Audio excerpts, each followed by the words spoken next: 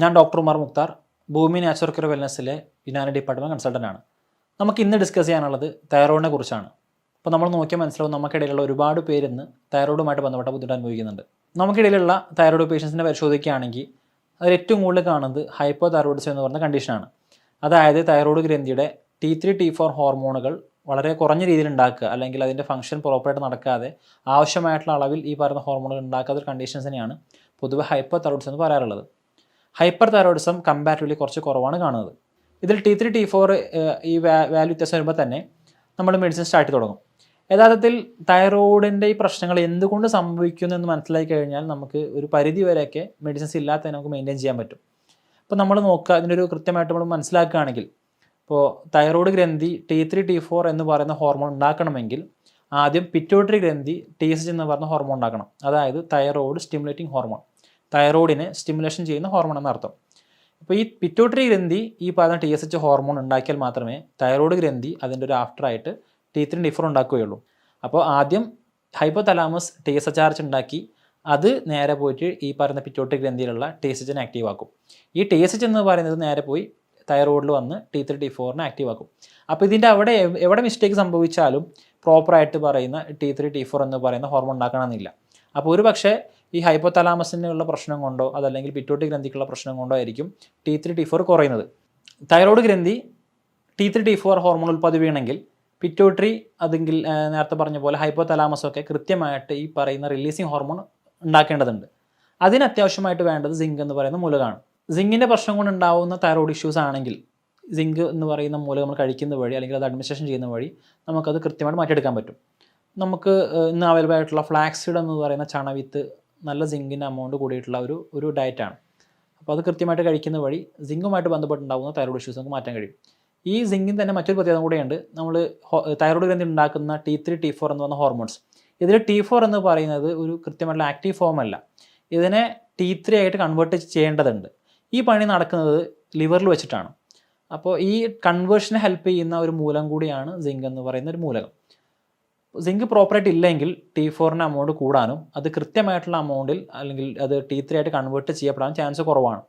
അപ്പോൾ ഇത്തരം ഇഷ്യൂസൊക്കെ ഉണ്ടാകുമ്പോൾ തന്നെ തൈറോയിഡിൻ്റെ പ്രശ്നങ്ങൾ സംഭവിക്കാൻ ചാൻസ് കൂടുതലാണ്. തൈറോയ്ഡ് ഗ്രന്ഥികൾ T3 T4 കൃത്യമായിട്ട് ഉണ്ടാക്കണമെങ്കിൽ അയൺ എന്ന് പറയുന്ന മൂലകത്തിൻ്റെ എമൗണ്ട് കൃത്യമായിട്ട് അളവിൽ വേണം. അപ്പോൾ നമ്മൾ നോക്കുമ്പോൾ ഒരു പക്ഷേ ഈ തൈറോയ്ഡ് പേഷ്യൻസിന് മുടി കൊഴിച്ചിൽ അല്ലെങ്കിൽ നഖം പെട്ടെന്ന് പൊട്ടിപ്പോകുന്നൊരവസ്ഥ, അതുമല്ലെങ്കിൽ ഒരു കാരണമില്ലാതെ ക്ഷീണമൊക്കെ സംഭവിക്കുകയാണെങ്കിൽ ഒരു പക്ഷേ അയണിൻ്റെ കുറവ് കൊണ്ടേക്കും സംഭവിക്കുന്നുണ്ടാവുക. അപ്പോൾ നമ്മൾ ഫെറിറ്റിൻ ചെക്ക് ചെയ്യുകയാണെങ്കിൽ അതിൽ ലോ ആണെങ്കിൽ അയൺ സപ്ലിമെൻറ്റ്സ് കൃത്യമായിട്ട് കഴിക്കുന്ന വഴി അതുമായിട്ട് ബന്ധപ്പെട്ടുണ്ടാകുന്ന തൈറോയ്ഡ് ഇഷ്യൂസ് നമുക്ക് പരിഹരിക്കാൻ പറ്റും. ഇതേപോലെ കുറച്ച് കാലങ്ങൾ മുന്നേ വരെ ഗോയിറ്റർ എന്ന് പറയുന്ന അസുഖം നമുക്കുള്ള ഫെമിലിയർ ആയിരുന്നു, നമ്മുടെ തൈറോയ്ഡ് ഗ്രന്ഥി വീർത്തുവരുന്ന അവസ്ഥ. ഇത് അയഡിൻ ഡെഫിഷ്യൻസി കൊണ്ടാണ് സംഭവിച്ചിരുന്നത്. അപ്പോൾ നേരത്തെ പറഞ്ഞ പോലെ തന്നെ സിങ്ക് എന്ന് പറയുന്ന ഒരു എലമെൻറ്റ്, അയൺ, ഇരുമ്പിൻ്റെ അംശം, ഇതിനൊപ്പം തന്നെ നമ്മൾ നിർബന്ധമായിട്ട് തൈറോയ്ഡ് ഗ്രന്ഥി പ്രോപ്പർ ഫംഗ്ഷനിങ് ചെയ്യാൻ വേണ്ട ആവശ്യമായിട്ടൊരു മൂലകമാണ് അയഡിൻ. അയഡിൻ മൂലകം നമ്മൾ കഴിക്കുന്ന ഭക്ഷണത്തിൻ്റെ അകത്തുകൂടിയാണ് പ്രധാനമായിട്ടും ലഭിക്കുന്നത്. ഇത് നമ്മുടെ ശരീരത്തിൻ്റെ അകത്ത് താരതമ്യേന വളരെ കുറഞ്ഞ രീതി മാത്രമേ ഉണ്ടാക്കുന്നുള്ളൂ. അപ്പോൾ നമ്മുടെ നാട്ടിൽ പ്രത്യേകിച്ച് കുറച്ച് കാലം മുന്നേ വരെ ഗോയിറ്റർ എന്ന് പറയുന്ന അയഡിൻ ഡെഫിഷ്യൻസി കൊണ്ടുണ്ടാകുന്ന തൈറോയ്ഡ് വീക്കം കൂടിയതിന് ഒരു ആഫ്റ്റർ എഫക്റ്റ് ആയിട്ട് അയഡൈഡ് സാൾട്ടുകൾ വിപണിയിൽ ഇറങ്ങുകയും നമ്മളെല്ലാം ഇപ്പോൾ ഉപയോഗിക്കുന്ന അയഡൈഡ് സാൾട്ട് വഴി നമുക്ക് പ്രോപ്പറായിട്ടുള്ള അയഡിൻ എന്ന് പറയുന്ന മൂലകം നമ്മൾ കിട്ടാൻ തുടങ്ങി. അപ്പോൾ അതുവഴി ഉണ്ടായിട്ടുള്ള തൈറോയ്ഡ് ഇഷ്യൂസൊക്കെ ഒരു പരിധിവരെയൊക്കെ പരിഹരിക്കാൻ പറ്റിയിട്ടുണ്ട്. അയഡിൻ ഇതേപോലെ കൃത്യമായിട്ട് അളവിൽ നമ്മുടെ ശരീരത്തിൽ ഇല്ലെങ്കിൽ തൈറോയ്ഡ് ഇഷ്യൂസ് വരാൻ ചാൻസ് കൂടുതലാണ്. അപ്പോൾ സിങ്ക് എന്ന് പറയുന്ന ഒരു എലമെൻറ്റ്, അയൺ എന്ന് പറയുന്ന മറ്റൊരു മൂലകം, അയഡിൻ എന്ന് പറയുന്ന മൂന്നാമത്തെ ഒരു മൂലകം. അപ്പോൾ ഈ കൃത്യമായിട്ടുള്ള എമൗണ്ടുകളിൽ മൂലകങ്ങളില്ല എങ്കിൽ തൈറോയിഡിൻ്റെ ഫങ്ഷൻസ് പ്രോപ്പറായിട്ട് നടക്കണമെന്നില്ല.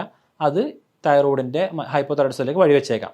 അയഡിൻ ഡെഫിഷ്യൻസി കൊണ്ട് ബുദ്ധിമുട്ട് അനുഭവിക്കുന്ന ആളുകളാണെങ്കിൽ അല്ലെങ്കിൽ അയഡിൻ ഡെഫിഷ്യൻസി കൊണ്ട് തൈറോയിഡിൻ്റെ ഇഷ്യൂസ് അനുഭവിക്കുന്ന ആളുകളാണെങ്കിൽ ഇത്തരക്കാർ ക്രൂസിഫറസ് വെജിറ്റബിൾസ് കഴിക്കുമെന്ന് പറയാറുണ്ട്. ക്രൂസിഫറസ് വെജിറ്റബിൾസ് എന്ന് പറഞ്ഞു കഴിഞ്ഞാൽ നമ്മൾ കാണുന്ന ബ്രക്കോളി, അതുപോലെ കോളിഫ്ലവർ, ക്യാബേജ് ഒക്കെ പോലത്തെ വെജിറ്റബിൾസ്, ഇത് അയഡിൻ അബ്സോർപ്ഷനെ ഒരു പരിധിവരെയൊക്കെ ബ്ലോക്ക് ചെയ്യാറുണ്ട്. അപ്പോൾ ഇത്തരത്തിലുള്ള ആളുകൾ പച്ചക്ക് ഈ പറയുന്ന ഈ ക്രൂസിഫറസ് വെജിറ്റബിൾസ് കഴിക്കരുത്. ഇവർക്ക് വേണമെങ്കിൽ അത് വേവിച്ച് കഴിക്കാവുന്നതാണ്. അപ്പോൾ വേവിച്ച് കഴിക്കുന്നതിലൂടെ ഈ പറയുന്ന പ്രശ്നങ്ങളൊക്കെ തന്നെ പരിഹരിക്കപ്പെടുകയും ചെയ്യും. നമ്മുടെ ശരീരത്തിൻ്റെ അകത്ത് വേംസ് ഉണ്ടെങ്കിൽ അയണിൻ്റെ പ്രോപ്പറായിട്ടുള്ള മെറ്റബോൾസ് നടക്കണമെന്നില്ല. അപ്പോൾ നമുക്ക് തൈറോയ്ഡ് ഇഷ്യൂസ് ഉണ്ടെങ്കിൽ നമുക്ക് ഒരു പക്ഷേ വേംസ് കൊണ്ടായിരിക്കും, അല്ലെങ്കിൽ നമ്മുടെ ശരീരത്തിൻ്റെ അകത്ത് ഈ പറയുന്ന കൃമികീടങ്ങൾ അല്ലെങ്കിൽ ഈ പാരസൈറ്റ്സ് ഒക്കെ ഉള്ളത് കൊണ്ടായിരിക്കും തൈറോയിഡിൻ്റെ ഫംഗ്ഷനിങ് പ്രോപ്പർ നടക്കാത്തത്. സിങ്ക്, അയഡിൻ, അയൺ തുടങ്ങിയിട്ടുള്ള എലമെൻറ്റ്സ് നമ്മുടെ ശരീരത്തിനകത്ത് പ്രോപ്പറായിട്ട് ഉണ്ട് നമ്മൾ ഉറപ്പ് വരുത്തുമ്പോൾ തന്നെ നമ്മുടെ തൈറോയിഡിൻ്റെ ഒട്ടുമിക്ക പ്രശ്നങ്ങളും ഇതേപോലെ മാറുന്നിട്ട് കാണാൻ കഴിയും. ഇതേപോലെ എസെൻഷ്യൽ ആയിട്ടുള്ള മറ്റൊരു എലമെൻ്റാണ് സെലേനിയം. സിങ്കും സെലേനിയം ഒരുമിച്ചാണ് പറയാറുള്ളത്. സെലേനിയം എന്ന് പറയുന്ന മൂലകം ഇതേപോലെ വളരെയധികം എസെൻഷ്യൽ ആയിട്ടുള്ള തൈറോയിഡിൻ്റെ ഫങ്ഷൻസ് പ്രോപ്പർ നടക്കാനും T3 T4 ആക്ടിവേഷൻ ഫോമിലേക്ക് മാറ്റാനും അത് പ്രോപ്പർ പ്രൊഡക്ഷൻ ചെയ്യാനൊക്കെ ഹെൽപ്പ് ചെയ്യുന്ന ഒരു എലമെൻ്റാണ്. സെലേനിയത്തിൻ്റെ എമൗണ്ട് കൃത്യമായിട്ട് ശരീരത്തിൽ ഇല്ല എങ്കിൽ ഈ പറഞ്ഞ ബുദ്ധിമുട്ട് കാണാൻ കഴിയും. മറ്റൊരു ഇമ്പോർട്ടൻ്റ് ആയിട്ടുള്ള ഒരു എലമെൻറ്റ് അല്ലെങ്കിൽ ഒരു വിറ്റാമിൻ എന്ന് പറയുന്നത് വിറ്റാമിൻ ഡി ആണ്. വിറ്റാമിൻ ഡി ഡെഫിഷ്യൻസിയുള്ള ഒരാളാണെങ്കിൽ ഇവർക്ക് തൈറോയിഡ് ഇഷ്യൂസ് വരാനുള്ള ചാൻസ് കൂടുതലാണ്. ഇതിന് കാരണം എന്ന് വെച്ച് കഴിഞ്ഞാൽ വിറ്റാമിൻ ഡി നമ്മുടെ ഇമ്മ്യൂണിറ്റിനെ ഒരുപാട് ഹെൽപ്പ് ചെയ്യുന്നുണ്ട്. വിറ്റാമിൻ ഡി എമൗണ്ട് കുറയുകയാണെങ്കിൽ അത് മെല്ലെ മെല്ലെ നമുക്ക് ഇമ്മ്യൂണിറ്റി കുറയാനും ഈ ഇമ്മ്യൂണിറ്റി കുറഞ്ഞത് വഴി ഇത് മെല്ലെ ഓട്ടോ ഇമ്മ്യൂൺ കണ്ടീഷൻസിലേക്ക് വഴിവെക്കാൻ ചാൻസ് കൂടുതലാണ്.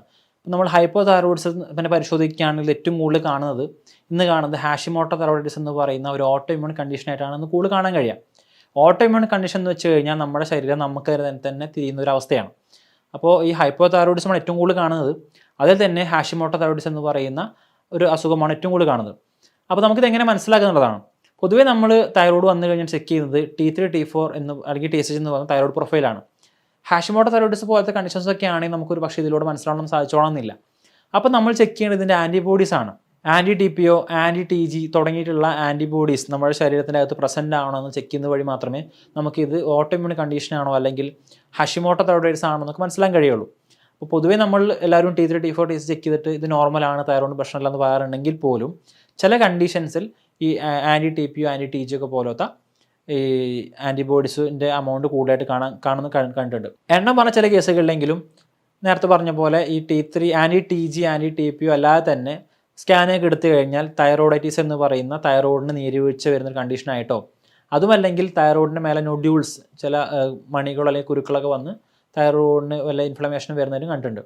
ഇത്തരം കേസുകളിലും തൈറോയിഡിൻ്റെ പ്രൊഡക്ഷൻ കുറയാനും ഹൈപ്പോ തൈറോയിഡിസം എന്ന് പറയുന്ന കണ്ടീഷനിലേക്ക് വഴിവെക്കാനും ചാൻസ് ഉണ്ട്. ഇനി നമ്മൾ ശ്രദ്ധിക്കാൻ മറ്റൊരു കാര്യം, നമ്മുടെ ലിവറിൻ്റെ ഫംഗ്ഷനിങ് പ്രോപ്പർ അല്ല എങ്കിൽ നമുക്ക് തൈറോയിഡ് ഇഷ്യൂസ് കൂടാൻ ചാൻസ് വളരെയധികം കൂടുതലാണ്.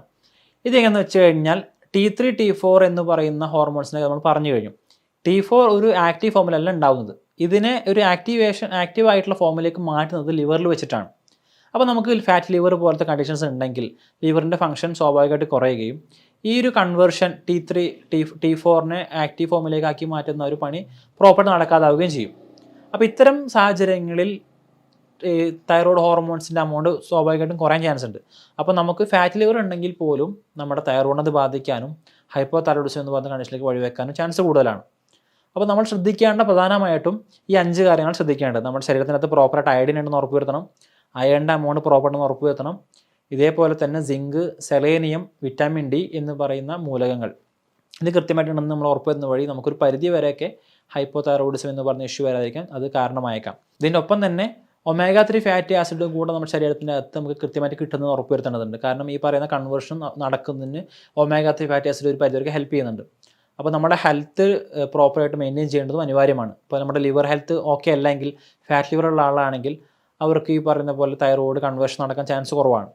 അപ്പോൾ ഇത്രയും കാര്യം ശ്രദ്ധിക്കുന്നത് വഴി നമുക്ക് തൈറോയിഡിൻ്റെ യഥാർത്ഥമായിട്ടുള്ള കാരണം കണ്ടെത്താനും നമുക്കൊരു പരിധി വരെയൊക്കെ മാനേജ് ചെയ്തുകൊണ്ട് തൈറോയിഡിൻ്റെ മെഡിസിൻസ് പരമാവധി ഒഴിവാക്കാൻ നമുക്ക് സാധിക്കും.